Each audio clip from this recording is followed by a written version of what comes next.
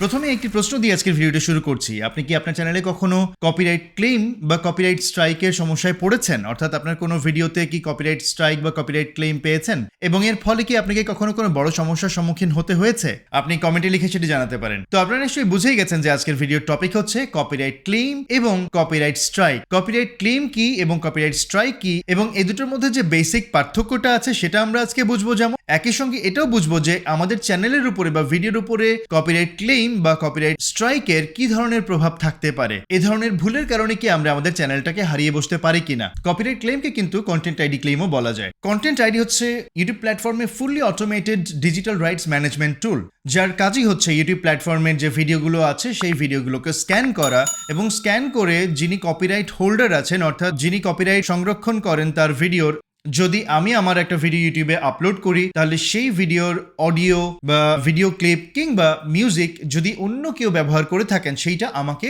জানানো হবে যে অমুক আপনার ভিডিওর ওই অংশটি বা আপনার অডিওটি ব্যবহার করেছেন, অর্থাৎ কপি করে ব্যবহার করেছেন। আর সেক্ষেত্রে আমার কিছু রাইটস তখন থাকবে, আমার কিছু অধিকার তখন থাকবে যেটা কপিরাইট ল এর মধ্যে পড়ে বা কপিরাইট আইনের মধ্যে পড়ে। অর্থাৎ আমার নিজস্ব কিছু করার ক্ষমতা থাকবে সেক্ষেত্রে, যেহেতু এটা আমার নিজস্ব ভিডিও এবং সেইখান থেকে যদি কেউ কিছু কপি করে, কেউ যদি আমার অনুমতি ছাড়া আমার ভিডিওর কোনো অংশ ব্যবহার করে থাকে তার ভিডিওতে, তাহলে আমার কিছু রাইটস থাকবে বা আমার কিছু অধিকার থাকবে। এখন আপনি জানলেন যে কপিরাইট ক্লেম কি। এবার আমরা জানবো আপনি যদি আপনার কোনো একটি ভিডিওতে কপিরাইট ক্লেম পেয়ে থাকেন তাহলে তার জন্য কি কি সমস্যার সম্মুখীন হতে হবে আপনাকে।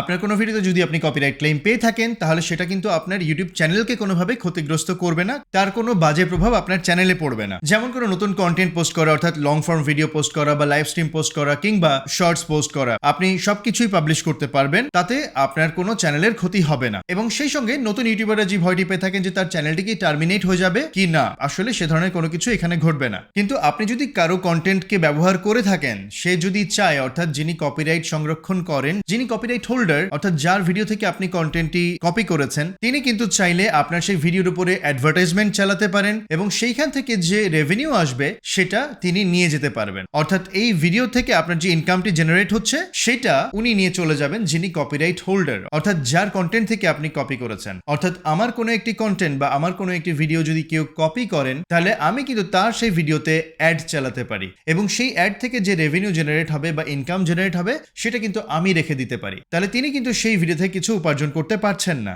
কপিরাইট হোল্ডার যিনি আছেন তিনি কিন্তু আরেকটি কাজও করতে পারেন, তিনি চাইলে কোনো দেশে বা কোনো অঞ্চলে সেই ভিডিওটিকে ব্লক করে দিতে পারেন। আবার অন্যদিকে এমনটিও কিন্তু হতে পারে যে যার ভিডিও থেকে আপনি কন্টেন্ট কপি করেছেন তিনি কোনো অ্যাকশনই হয়তো নিলেন না, তিনি হয়তো কোনো কিছুই করলেন না, কিন্তু এমনটা যদি ঘটে থাকে তাহলে কিন্তু তার উপরে নির্ভর করবেন না এবং এটা মনে করবেন না যে সেই ভিডিওটিকে মনিটাইজ করে সেখান থেকে আপনি ইনকাম জেনারেট করতে পারবেন বা রেভিনিউ জেনারেট করতে পারবেন। কারণ কপিরাইট ক্লেম কিন্তু কপিরাইট আইনেরই অধীনে। ইউটিউব কখনো চায় না যে আপনি অন্য আরেকজনের কন্টেন্টকে কপি করে আপনার চ্যানেলে সেটা চালান। যেমনটি আমি প্রথমে বলেছিলাম যে কপিরাইট ক্লেম কিন্তু পুরো চ্যানেলের উপর কোনো প্রভাব ফেলে না, শুধু সেই ভিডিওর উপর প্রভাব ফেলে যে ভিডিওতে কপিরাইট ক্লেম এসেছে। এবং আরেকটা কথা কিন্তু কখনোই ভুলে যাবেন না, সেটা হচ্ছে যে কপিরাইট ক্লেম কিন্তু কখনো কখনো কপিরাইট স্ট্রাইকে রূপান্তরিত হতে পারে। যিনি কপিরাইট হোল্ডার আছেন তিনি যদি চান তাহলে কিন্তু আপনার সেই কপিরাইট ক্লেমটাকে তিনি ওভারটার্ন করে কপিরাইট স্ট্রাইকে বদলে দিতে পারেন। এমনটা হতে পারে যিনি কপিরাইট ক্লেম করেছেন তিনি বললেন যে ভিডিওটাকে রিমুভ করে দিতে, আপনি সেটা করলেন না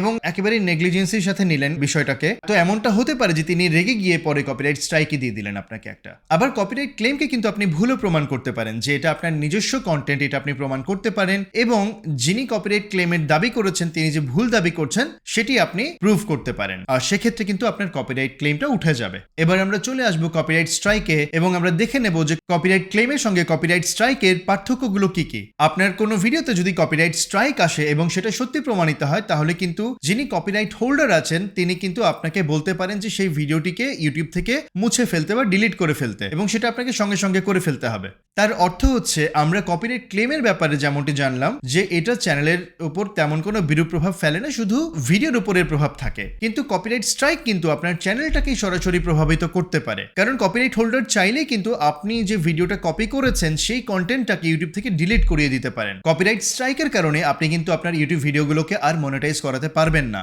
যদি কপিরাইট স্ট্রাইক আপনার কোনো লাইভ স্ট্রিমে চলে আসে তাহলে কিন্তু পরবর্তী 1 সপ্তাহ বা 7 দিন পর্যন্ত আপনি কোনো লাইভ স্ট্রিম পরিচালনাই করতে পারবেন না। আর আপনি যদি পরপর 3টি কপিরাইট স্ট্রাইক পেয়ে যান তাহলে কিন্তু আপনার চ্যানেলটাকে টার্মিনেট করে ফেলা হবে বা চ্যানেলটাকে ডিলিট করে ফেলা হবে বা রিমুভ করে ফেলা হবে। আপনি যদি আপনার চ্যানেলে কখনো কপিরাইট স্ট্রাইক পেয়ে থাকেন সেটা কিন্তু 90 দিন বা 3 মাসের মধ্যে এক্সপায়ার হয়ে যায়, এবং এর মধ্যে যদি আপনি চিন্তা করেন যে আপনি আপনার সেই কপিরাইটেড কন্টেন্টটাকে ডিলিট করে ফেলবেন তাতে করে আপনার সমস্যাটা রিজলভ হয়ে যাবে বা সমাধান হয়ে যাবে সমস্যার, সেটা কিন্তু অ্যাকচুয়ালি হবে না। আপনার কপিরাইট স্ট্রাইক যদি একবার এসে থাকে তাহলে আপনাকে 90 দিন বা 3 মাস পর্যন্ত অপেক্ষা করতে হবে সেই স্ট্রাইকটা উঠে যাওয়ার জন্য, এবং আপনাকে কিন্তু কপিরাইট স্কুলের যে লেসনগুলো আছে তার মধ্যে দিয়ে যেতে হবে, এবং এটা আপনার পুরো চ্যানেলের উপরেই বর্তাবে।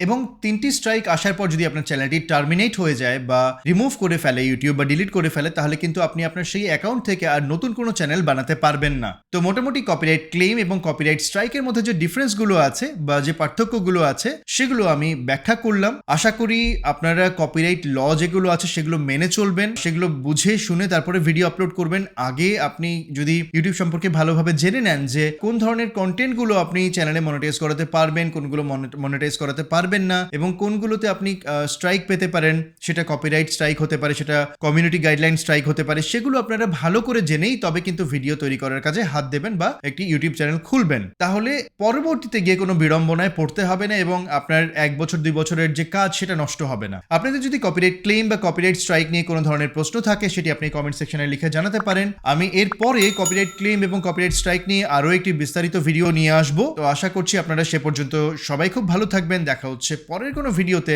ধন্যবাদ।